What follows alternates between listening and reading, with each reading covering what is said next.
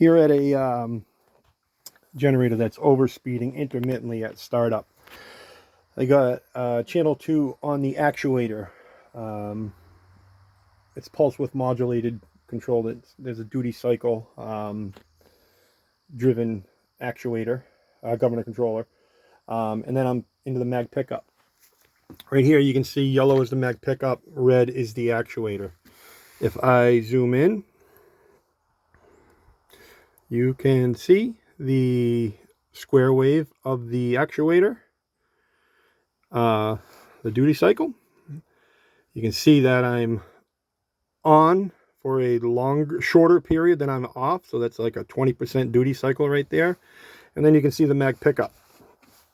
What I can do here is process this data on the mag pickup,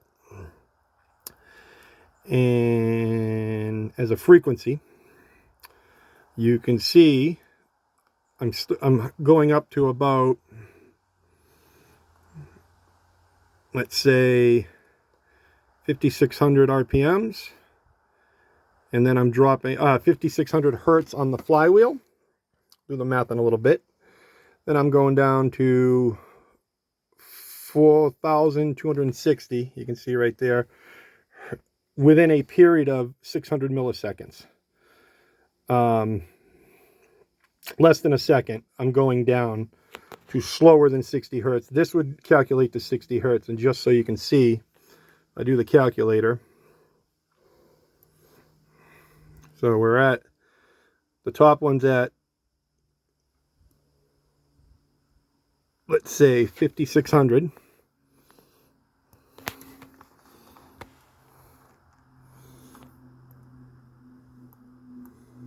Divided by 164 teeth on the flywheel, 34. We have to times it by 2 to compare it to what the frequency would be, because that's the actual frequency of the flywheel, but we're going to imagine as this is a 2-pole rotor.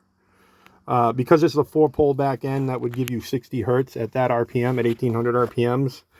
Since I'm only reading one pole, basically, what I'm going to do is times this by 2.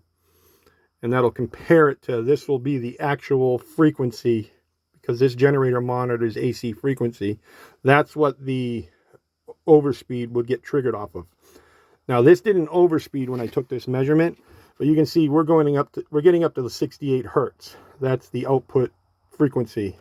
This monitors AC frequency for overspeed. And I think it's a secondary redundant, maybe a secondary redundant circuit off the Hall's effect speed sensor. So anyways, that's 68 hertz. When this does overspeed, we're getting up to 73 hertz, but we're still getting back down to this 4,260 hertz on the flywheel within 600 milliseconds, regardless of how high it goes. So this 4,260 divided by 164 teeth on that flywheel times 2, so it dips down to 51 hertz after 600 milliseconds, and then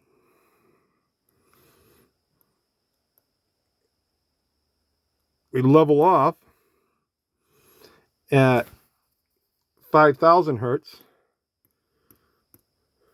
divided by 164 equals times 2 at 60.9 hertz. In a very quick amount of time, we are back down to 51 hertz, and then we slowly ramp up over the course of a couple seconds. Now let me show you how quickly. So let me load this again. You can see when this gets the full amplitude, that's full speed on the gen. Once it gets to this height here, okay? So it gets to that height there at that 7 mark, right?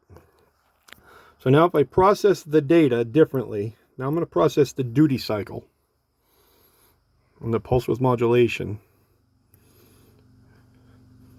Now you can see the duty cycle represented as a line graph here.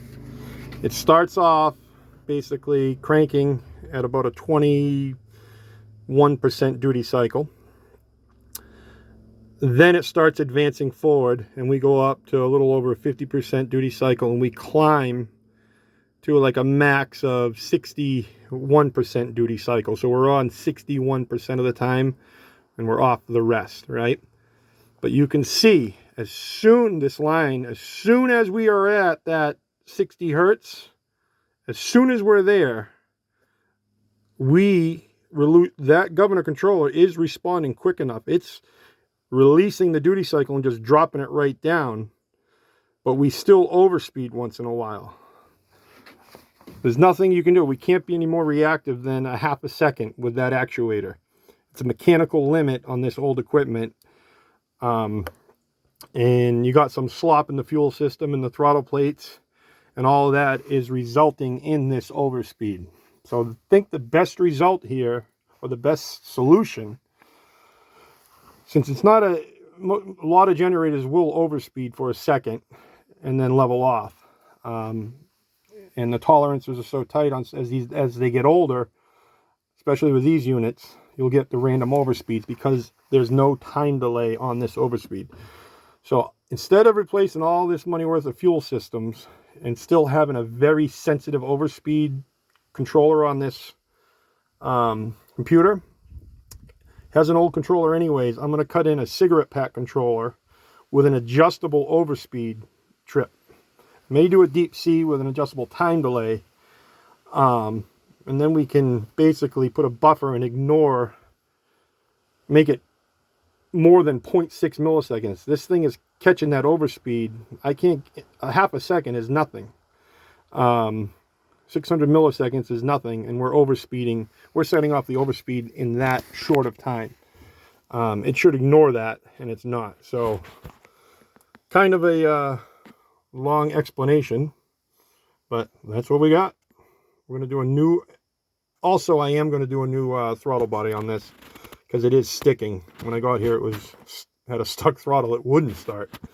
That's besides the point.